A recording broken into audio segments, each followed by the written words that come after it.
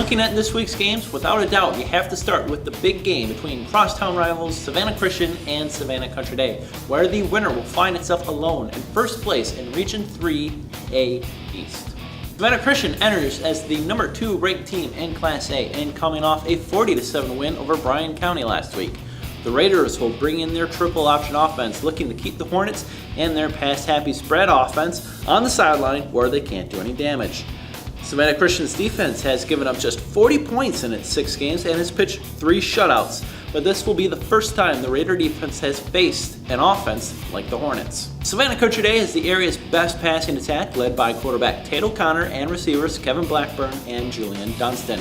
The Hornets have amassed nearly 1,400 yards through the air alone in 6 games. Not to be forgotten, however, the Hornets also have a talented tailback in Morris Watson, who is averaging 114 yards a game. Defensively, the Hornets will have to play rock-solid assignment football to keep the Raiders out of the end zone in its triple option offense. I went out to both schools this week to talk to the coaches and find out what each team is doing to stop the other guy.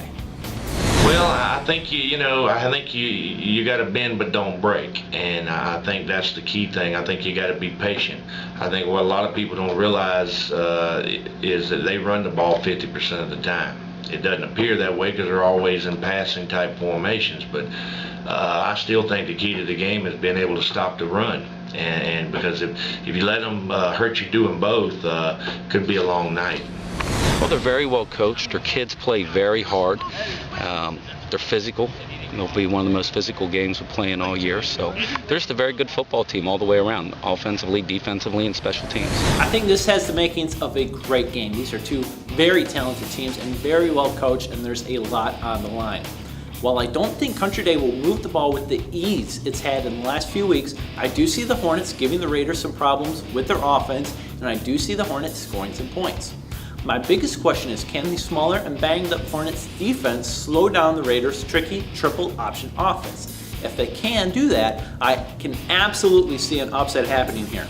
But the Raiders have not been the city's most consistent in winning this program the last few years without having to rise to challenges. The Raiders have earned the benefit of the doubt, and while I love the offense Country Day runs, I have a hard time picking against Donald Chumley's Raiders, and I'm taking Christian to win in a nail-biter in a very good game, 28-24.